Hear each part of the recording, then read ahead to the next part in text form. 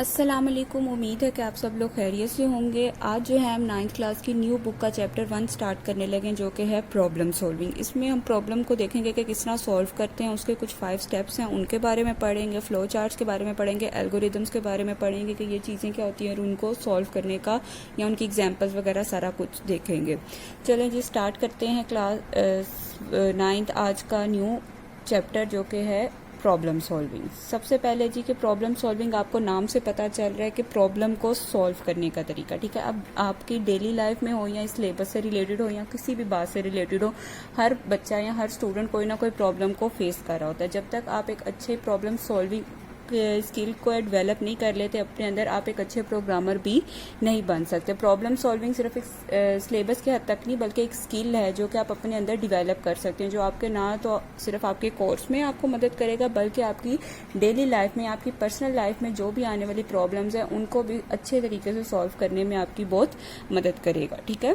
तो ये स्किल जो है ये हर बच्चा अपने अंदर डेवलप कर सकता है और ये स्किल हर बच्चे के, हर स्टूडेंट के अंदर होनी बहुत ज़रूरी है कि अगर उसको कोई प्रॉब्लम आ जाए तो उसने उसको कैसे फेस करना है, उसको कैसे सॉल्व करना है। सबसे पहले जी देख लेते हैं कि प्रॉब्लम सॉल्विंग होता क्या है। In order to solve a problem it is important to follow a systematic approach. अब वो कहते हैं कि किसी भी प्रॉब्लम को सॉल्व करने के लिए सबसे ज़्यादा ज़रूरी क्या बात है कि हम कोई सिस्टमेटिक अप्रोच को फॉलो करें। अब जो यहाँ पे वर्ड सिस्टमेटिक यूज़ हुआ है, इसका वैसे तो उर्दू मतलब जो होता है वो मुअज़्ज़म होता है, लेकिन इसका अगर आप इंग्लिश टू इंग्लिश लें तो वो क्या आ जाता है कि स्टेप बाय स्टेप अप्रोच, यानी कोई हम एक एक चीज़ देखें, एक एक चीज़ को उसको देखते हुए हम सॉल्व करें। इसमें अभी आगे हमने 5 स्टेप्स पढ़ने हैं जो कि हमें मदद देंगे किसी भी प्रॉब्लम को सॉल्व करने के लिए। इसलिए हमें क्या चाहिए कि हमें एक एक चीज़, एक एक बात को देखते हुए ही प्रॉब्लम को क्या करना चाहिए, सॉल्व करना चाहिए। सिस्टमैटिक का मतलब होता है यानी स्टेप बाय स्टेप हर एक चीज़ को देखना चाहिए और फिर सॉल्व करना चाहिए। Programming is also a problem solving activity, ठीक है। अब एज अ कंप्यूटर स्टूडेंट आपको पता है कि प्रोग्रामिंग भी जो है एक प्रॉब्लम सॉल्विंग एक्टिविटी है, कि प्रोग्राम बनाते वक्त एक कंप्यूटर इंजीनियर को 1000 किस्म की प्रॉब्लम्स का सामना रहता है, तो जब तक वो उसको अच्छी तरह से सॉल्व नहीं करेगा वो एक अच्छा प्रोग्राम नहीं बना सकेगा।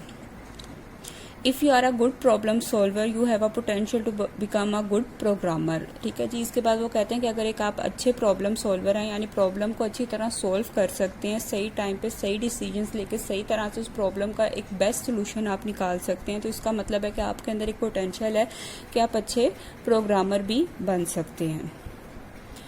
एग्जाम्पल है कि business student learn to solve problem with the related system approach while engineering and science students use the engineering and scientific method. अब वो कहते हैं कि अगर बिजनेस स्टूडेंट है तो वो अपने ही बिजनेस के मतलब जो उसने सब्जेक्ट्स पढ़ेंगे वो उसी के अकॉर्डिंगली अपने जो है प्रॉब्लम को सॉल्व करेगा। इसी तरह अगर साइंस या इंजीनियरिंग के स्टूडेंट्स हैं तो वो इंजीनियरिंग या साइंटिफिक मेथड्स को यूज करते हुए अपनी प्रॉब्लम को सॉल्व करेंगे। फॉर एग्जांपल एक फार्मास्यूटिकल कंपनी यानी फार्मेसी है, उसमें हज़ारों किस्म की दवाइयाँ होती हैं, ठीक है, और उसमें जगह जगह 1000 किस्म की दवाइयों को उन्होंने पूरी एक अपनी फार्मेसी में लगाया होता है, ठीक है।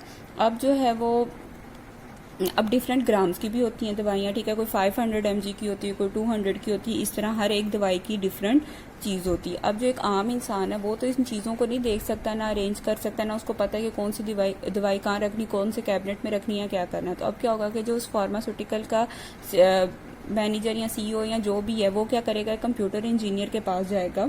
यानी कंप्यूटर इंजीनियर वो होते हैं जो सॉफ्टवेयर, कंप्यूटर सॉफ्टवेयर बनाते हैं। कंप्यूटर सॉफ्टवेयर क्या होते हैं, आप 9th क्लास में पीछे पढ़ आए हैं, यानी 8th क्लास में आप पीछे पढ़ कर आए हैं, ठीक है। तो वो क्या करेगा कि वो उसको जाके कहेगा कि मुझे एक ऐसा सॉफ्टवेयर डिज़ाइन कर दो कि मैं इसमें उस दवाई का नाम डालूं तो मुझे उसकी सारी इन्फॉर्मेशन मिल जाए, यानी वो कौन से कैबिनेट में पड़ी हुई और मेरे पास वो किस किस MB मतलब किस किस पोटेंशियल की दवाई है, यानी उसमें कौन कौन सी उसमें ग्राम आ रहे हैं या जो भी इतनी पोटेंसी की दवाई मेरे पास पड़ी हुई है और कितनी दवाइयाँ मेरे पास रिमेनिंग रह गई हैं, ठीक है।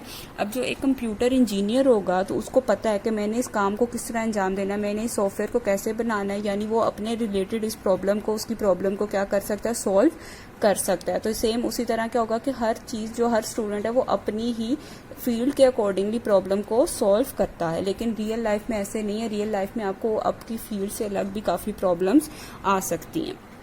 जिस तरह कि अगर आप रियल लाइफ की लें एग्जांपल, आपने बनानी थी बिरयानी बनानी है आपने, चलिए बिरयानी की एग्जांपल हम ले लेते हैं, ठीक है। अब जब तक आपको उसकी स्टेप बाय स्टेप प्रोसीजर का नहीं पता होगा तब तक आप उस प्रॉब्लम को सॉल्व कर सकते हैं अगर आप फर्स्ट टाइम बिरयानी बना रहे हैं। लेकिन अगर आपको पता है, आप स्टेप बाय स्टेप क्या करेंगे, हर काम को करेंगे और आपके पास से क्या मिल जाएगा, आपको एक बेस्ट सोल्यूशन मिल जाएगा और आप अपनी प्रॉब्लम को सॉल्व कर लेंगे। लेकिन अगर आपको नहीं पता और आप बस एकदम सारी चीज़ें डाल जाते हैं तो वो फिर बिरयानी नहीं बनेगी, कुछ और ही बनेगा, ठीक है। तो आपने उसको बेस्ट तरीके से आपने हर प्रॉब्लम को स्टेप बाय स्टेप सॉल्व करना होता है, ओके। अब जी आ रहे हैं हमारे पास प्रॉब्लम्स को सॉल्व करने के स्टेप, ठीक है। प्रॉब्लम सॉल्विंग हमने देख लिया क्या होता है। अब हमने कहा था कि हम सिस्टमेटिक अप्रोच फॉलो करते हैं कोई भी प्रॉब्लम को सॉल्व करने के लिए। और सिस्टमेटिक का मैंने आपको मतलब बताया था कि इसका मतलब होता है कि स्टेप बाय स्टेप हम चीज प्रॉब्लम को देखते हैं और उसके बाद सॉल्व करते हैं। The following step can be follow to solve any kind of problem. वो कहते हैं कि जो फॉलोइंग स्टेप्स हैं जो अभी आप पढ़ेंगे वो किसी भी किस्म की प्रॉब्लम को सॉल्व करने के लिए फॉलो किए जा सकते हैं। नंबर 1 पे है आपके पास डिफाइनिंग अ प्रॉब्लम, नंबर 2 पे है अंडरस्टैंडिंग अ प्रॉब्लम, नंबर 3 पे है planning a solution, defining candidate solutions and 5 selecting the best solution. इसको एक ज़रा ओवरव्यू में आपको दे देती हूँ कि जो प्रॉब्लम को सबसे पहले डिफाइन करना बहुत ज़रूरी है। उसके बाद डिफाइन करने के बाद आपने अंडरस्टैंड करना है कि प्रॉब्लम ये एनालिसिस करने के ये है क्या, इसको अच्छी तरह से समझना है आपने। उसके बाद प्लानिंग अ सोल्यूशन, फिर आपने उसका सोल्यूशन प्लान करना है। उसके बाद ही आपने करना है डिफाइंड कैंडिडेट सोल्यूशन। कैंडिडेट का मतलब होता है कि एक प्रॉब्लम के 2 या 3 से ज़्यादा सोल्यूशन, ठीक है, यानी बेस्ट सोल्यूशन उसमें से उसके बाद लास्ट में आपने सिलेक्ट कर लेना है। या आपने सारे स्टेप 5 के 5 स्टेप सीक्वेंस में याद करने और सीक्वेंस में ही किसी भी प्रॉब्लम को सॉल्व करने के लिए आपने इनको यूज करना है। इनको आप इनकी सीक्वेंस को आगे पीछे नहीं कर सकते, या आपने बिल्कुल सीक्वेंस में ही ये 5 स्टेप याद करने हैं। आज सबसे पहले हम जो आज के लेक्चर में है ना, हम फर्स्ट स्टेप को अच्छी तरह से समझेंगे कि डिफाइनिंग अ प्रॉब्लम होता क्या। जब मैं बात करती हूँ कि डिफाइनिंग अ प्रॉब्लम, तो आपके जहन में आता होगा कि किस तरह हम वेल डिफाइन कर सकते हैं अपनी प्रॉब्लम को, क्या तरीका होता है या क्या चीज़ है कि हम अपनी प्रॉब्लम को डिफाइन कर सकें। सबसे पहले देखते हैं कि किस तरह हम डिफाइन कर सकते हैं। A well defined problem is the one that does not contain ambiguities, ठीक है जी। तो कह रहे हैं कि एक वेल डिफाइंड प्रॉब्लम वो होती है जिसमें किसी भी किस्म की एम्बिग्विटीज ना हो। एम्बिग्विटीज का मतलब होता है डाउट्स, यानी किसी भी किस्म का कोई शक व शुबा ना हो, बिल्कुल वो क्लियर हो आपके लिए। All conditions are clearly specified and it has a clear goal. दूसरी बात जी वो कहते हैं कि इसमें सारी जितनी कंडीशंस है ना वो सारी क्लियर हो और उसका गोल भी आपके पास क्या हो, क्लियर हो। जितनी भी कंडीशंस आपने इसमें यूज़ की हुई हैं वो सब की सब क्लियर हो और गोल भी उसका क्लियर हो। It is easy to understand and solve. अब जी इसमें 3 चीज़ें उन्होंने कहा है कि प्रॉब्लम को डिफाइन करने के लिए सबसे पहली बात कि आपके पास एम्बिग्विटीज ना हो, यानी कोई डाउट ना हो उसमें। दूसरी चीज़ उन्होंने कहा कि ऑल कंडीशंस आर क्लियरली, यानी कंडीशंस जितनी भी उसके अंदर लगी हुई हो सारी की सारी कंडीशंस क्या हो, ट्रू हो, और यानी आपके पास क्लियरली स्पेसिफाइड हो, यानी बिल्कुल क्लियर हो, कोई भी उसमें आपको ये ना हो कि ये ऐसा नहीं हो सकता, ठीक है। तीसरी चीज़ थी कि उसका गोल क्लियर हो आपके पास, यानी उसमें आपके पास गोल क्लियर होना चाहिए। अब इनको एक एग्जांपल के साथ मैं आपको समझाती हूँ। फॉर एग्जांपल आपकी मदर आपको कहती है कि आप जाओ अपने छोटे भाई को बुला के लाओ, ठीक है। प्रॉब्लम थी आपके पास कि क्या करना है, आपने जाके अपने छोटे भाई को बुलाना है। अब इसमें जो है इसका गोल क्या है आपके पास कि आपने क्या करना है, भाई को बुलाना है, छोटे भाई को बुलाना है, ये इसका गोल है आपके पास। गोल आपको क्या है, क्लियर है, ठीक है। सेकेंडली वो कंडीशन क्या लगी हुई है कि फॉर एग्जाम्पल माँ ने कह दिया कि छोटे भाई को 30 सेकंड के अंदर बुला के लाओ, ठीक है। छोटे भाई को 30 सेकंड के अंदर बुला के लाओ, तो इसका गोल क्या आपके पास को छोटे भाई को आपने बुलाना है।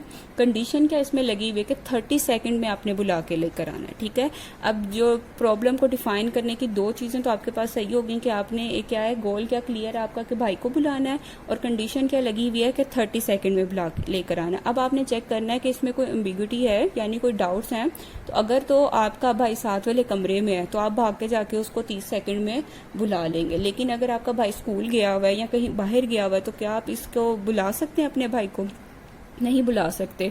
तो इसमें क्या आ जाएगी, एम्बिग्विटी आ जाएगी। अब आपने पॉसिबल देखा अपनी तो इसका क्या मतलब हुआ कि आपकी जो प्रॉब्लम है वो वेल डिफाइन नहीं हुई भी। तो अब जब प्रॉब्लम आपकी वेल डिफाइंड ना हो तो हम कुछ स्ट्रेटजीज को फॉलो करते हैं, उनको देख लेते हैं।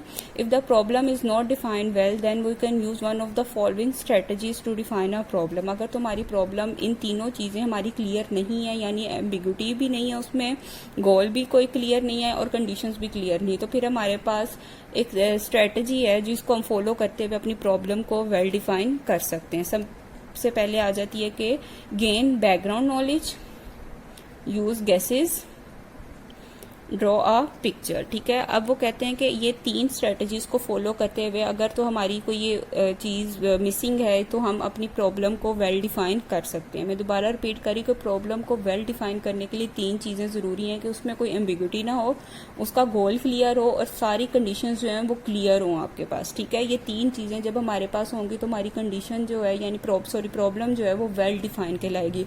और अगर इन तीनों में से कोई चीज हमारे पास क्लियर नहीं है या कोई मिसिंग चीज है तो हम एक स्ट्रेटजी फॉलो करते हैं, वो 3 स्टेप पे आ जाती है। उसमें सबसे पहले क्या होता है, gain background knowledge, use guesses and draw a picture. सबसे पहले हम क्या करते हैं जी, gain background knowledge. Background knowledge का क्या मतलब होता है कि हम उसकी सारा पिछला जो भी काम होता है प्रॉब्लम का वो जानने की कोशिश करते हैं कि पीछे क्या क्या हुआ था, कौन कौन सी चीजें थी। हम ऐसे क्वेश्चंस उनसे पूछते हैं और वो क्वेश्चंस आगे हमें प्रॉब्लम को सॉल्व करने में मदद करते हैं। जिस तरह आपको मैंने भाई की एग्जांपल दी, आप सबसे पहले क्या करोगे, आप पूछोगे अपनी अम्मी से कि क्या भाई साथ वाले कमरे में है या क्या भाई घर पे है। अगर माँ कहेगी कि हाँ जी है घर पे, तो फिर तो आप फौरन जाके 30 सेकंड में बुला लाओगे, आपकी एम्बिग्यूटी क्लियर हो जाएगी यहाँ पे कि भाई घर पे ही है।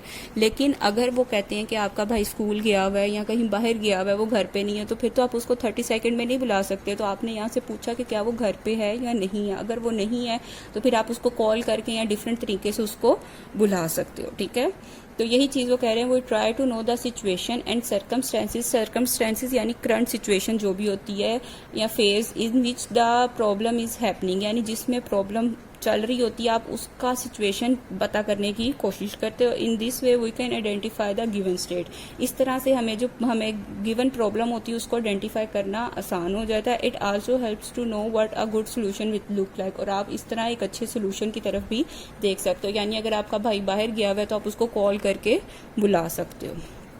इसके बाद ये आ जाती है second strategy, use guesses. Guesses का मतलब होता है ऑब्जर्वेशन। अब आप ना गेस लगाते हो कि ऐसे नहीं तो वैसे, जिस तरह आप एमसीक्यू सॉल्व करने में गेस नहीं लगाते जो आपका एमसीक्यूज नहीं आता होता। अगर तो तुक्का आपका सही लग जाता तो आपको मार्क्स मिल जाते हैं, और अगर तुक्का सही नहीं लगता तो आपको मार्क्स नहीं मिलते। इसमें भी आप क्या करते हो, ऑब्जर्व करते हो ऐसी चीजों को और देखते हो कि क्या ये चीज यहाँ पे काम करेगी या नहीं करेगी।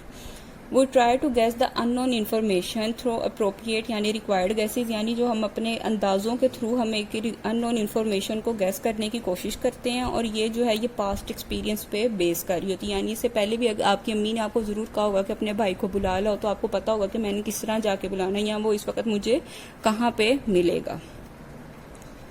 Draw a picture. अब वो कह रहे हैं कि थर्ड स्ट्रेटजी क्या है कि पिक्चर को ड्रा कर ले। If the problem is not well defined we can draw a picture and field undefined information. वो कह रहे हैं कि अगर तो पिक्चर ड्रॉ करके हम अपनी सिचुएशन को बता सकते हैं। अब देखें जी, हमारी जो सोसाइटी है उसमें ज़रूरी तो नहीं है कि सब लोग पढ़े लिखे हों, कुछ पढ़े लिखे हैं और कुछ अनपढ़ है। अब जो अनपढ़ हैं वो तो नहीं जान सकते कि क्या है और क्या नहीं। अब आप एक रोड पे जा रहे हैं, उस पर डिफरेंट साइन बोर्ड्स लगे होते हैं, तो साइन बोर्ड्स पे आपने अक्सर देखा होगा कि इमेज बनी होती है, वर्ड्स नहीं लिखे होते। ठीक है, तो वो इमेज का क्या मतलब होता है कि वो तस्वीर देख के उसको अनपढ़ लोग भी पढ़ लें और जो पढ़े लिखे हैं उनको तो वैसे ही समझ आ जाएगी कि ये चीज़ क्या है। फॉर एग्जाम्पल, आपने रोड पे देखा कि ये यू टर्न के ऊपर उन्होंने इस तरह क्रॉस का सिग्नल लगा हुआ था। अब जो पढ़ा लिखा है उसको तो पता चल जाएगा कि आगे यू टर्न नहीं है, लेकिन जो अनपढ़ है उसको ये इमेज देख के क्या पता चल जाएगा, समझ आ जाएगी कि आगे यू टर्न नहीं है। लेकिन अगर यही उन्होंने वर्ड्स में लिखा होता नो यू टर्न या इस तरह की कोई चीज़, तो उसको एक अनपढ़ आदमी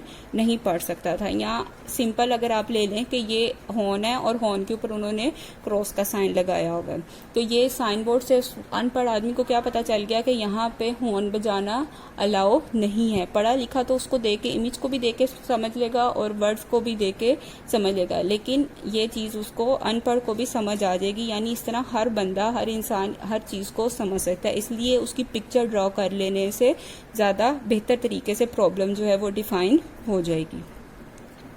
अच्छा, अभी आगे 2 MCQs आ रहे हैं आपके पास। सबसे पहला है कि Albert Einstein said, if I were given 1 hour to save the planet, I would spend 59 minutes defining a problem and 1 minute resolving it. अब वो कहता है कि जी अगर, तो एल्बर्ट आइंस्टाइन के बारे में तो वैसे सब लोग जानते होंगे, वो कह रहा है कि अगर मुझे 1 घंटा दिया जाए यानी 60 मिनट्स दिए जाएं किसी भी प्रॉब्लम को सॉल्व करने के लिए, तो मैं 60 मिनट्स में 59 मिनट्स जो है ना अपनी प्रॉब्लम को डिफाइन करने में लगाऊंगा और सिर्फ 1 मिनट में उस प्रॉब्लम को सॉल्व कर लूंगा। तो इसका क्या मतलब हुआ कि जब हमारी प्रॉब्लम अच्छी तरह से डिफाइन हुई होगी, यानी हम वो 3 चीज़ों को कि उसमें एम्बिग्युइटी ना, उसका गोल क्लियर हो और उसकी कंडीशन बेस्ट क्लियर हो, तो आप एक जो है ना अपनी प्रॉब्लम को जल्द से जल्द सॉल्व कर सकते हैं। तो वही अल्बर्ट आइंस्टाइन ने कहा कि मैं 59 मिनट्स जो है प्रॉब्लम को डिफाइन करूंगा और सिर्फ 1 मिनट में अपनी प्रॉब्लम को सॉल्व कर दूंगा। उसके बाद जी वो कहते हैं picture speaks louder than words. उसके बाद वो कह रहे हैं कि पिक्चर्स जो हैं वो वर्ड्स से ज़्यादा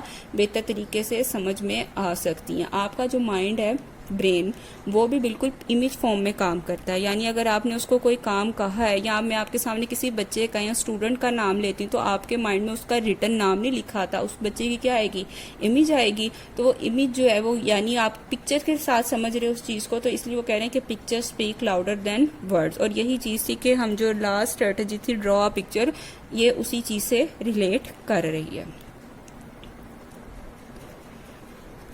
नेक्स्ट जी आपके पास एक प्रॉब्लम सॉल्विंग आ रही है पिक्चर फॉर्म में। उन्होंने एक आपको पिक्चर आपकी स्क्रीन पे आपको शो हो रही है और इसको कह रहे हैं कि इसको आपने सॉल्व करना है।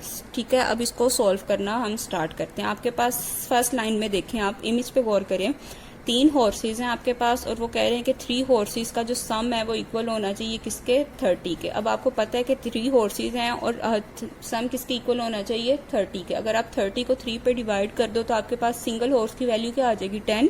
तो हर एक हॉर्स की वैल्यू 10, सिंगल हॉर्स की वैल्यू क्या आ जाएगी आपके पास, 10।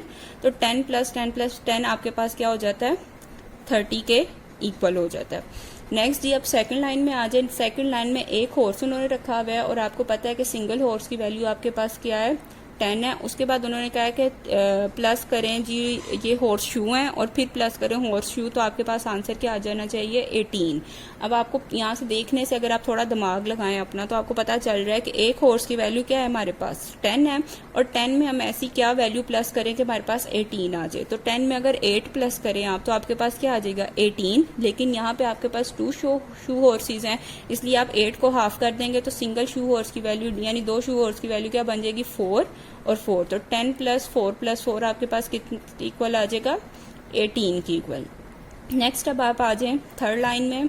थर्ड लाइन में देखें 2 शू हॉर्सेज हैं और माइनस करने आपने 2 ह्यूमन शूज और वो इक्वल आना चाहिए उसका आंसर क्या। अब 2 शू हॉर्सेज के आपकी वैल्यू क्या है आपके पास, 4, और 4 में से ऐसी क्या वैल्यू आप माइनस करेंगे कि आपके पास आंसर 2 आ जाएगा। तो आपको पता है कि 4 में से जब हम 2 माइनस करेंगे तो हमारे पास आंसर क्या आ जाएगा, 2 आ जाएगा। नेक्स्ट अब लास्ट में देखें, उन्होंने कहा कि 1 ह्यूमन शू है, 1 हॉर्स है और 1 ही हॉर्स शू है। अब आपने ऊपर देखा कि ह्यूमन शू के 2 शूज थे तो उनकी वैल्यू क्या थी, 2 थी आपके पास, और जब वो 1 ह्यूमन शू हो जाएगा तो उसकी वैल्यू ऑटोमेटिकली क्या हो जाएगी आपके पास, 1, यानी उसका हाफ हो जाएगी। अब एक ही हॉर्स है आपके पास और पर हॉर्स की वैल्यू यानी सिंगल हॉर्स की वैल्यू आपको पता क्या है आपके पास, 10 आ गई। अब 4 थे आपके, अब 2 थे आपके पास हॉर्स शू। अब 2 हॉर्स शू थे और 2 के बजाय अब यहाँ पे कितने हैं, 1 हॉर्स शू है। तो 1 हॉर्स शू की वैल्यू क्या हो जाएगी आपके पास, 2, यानी 4 का हाफ हो जाएगा। अब आप देखें कि इसमें पहले प्लस हो रहा है, उसके बाद क्या हो रहा है, मल्टीप्लाई। तो आपने मैथ में एक रूल पढ़ा हुआ है, डिमैश रूल, यानी division, multiplication, addition and subtraction. तो उसमें क्या होगा कि आप पहले जो है इसको क्या करेंगे, मल्टीप्लाई करेंगे और उसके बाद क्या करेंगे, प्लस करेंगे। तो 10 × 2 आपके पास क्या हो जाएगा, 20 में आप फिर क्या करेंगे, 1 को प्लस करेंगे तो इस पजल का आंसर आपके पास क्या आ जाएगा, 21। तो अब आपने देखा कि जब आपने इसको सीक्वेंस में एक एक स्टेप को देखते हुए प्रॉब्लम को यानी वेल डिफाइन आपने जितनी एम्बिग्युइटी थी, गोल से उनको कंडीशंस को सारा कुछ अप्लाई करके जब आपने इसको सॉल्व किया तो आपके पास एक बेस्ट सोल्यूशन निकल आया उस चीज़ का, यानी आप आंसर तक पहुंच गए इजीली। अब जी बेटा आपके पास है एक पजल आ रही है, 3 एम्प्टी बॉक्सेस हैं, उसमें कहा जा रहा है कि इसमें आपने ऐसी वैल्यूज पुट करनी है कि इसका जो सम है ना वो क्या आना चाहिए, 30 आना चाहिए। अब वैल्यू आप अपनी मर्जी से नहीं पुट कर सकते, आपके सामने आ रही हैं कुछ वैल्यूज, वो कह रहे हैं कि आपने इन बॉक्सेस को फिल करना है ये वैल्यूज को यूज करते हुए, ठीक है। इन्हीं में से कोई सी 3 वैल्यूज आपने लेनी है, वो इधर पुट करनी है और आंसर उनका क्या आना चाहिए, 30 आना चाहिए। You can also repeat the numbers, और आप इनमें से नंबर्स को रिपीट भी कर सकते हैं। इस पजल का आंसर आपने मुझे नीचे कमेंट सेक्शन में देना और मैं फिर आपको बताऊंगी आपने आंसर सही दिया है या गलत दिया। Thank you for watching this lecture. Learn and write all short and long questions on loose sheet and do solve the MCQs on your notes. Allah Hafiz.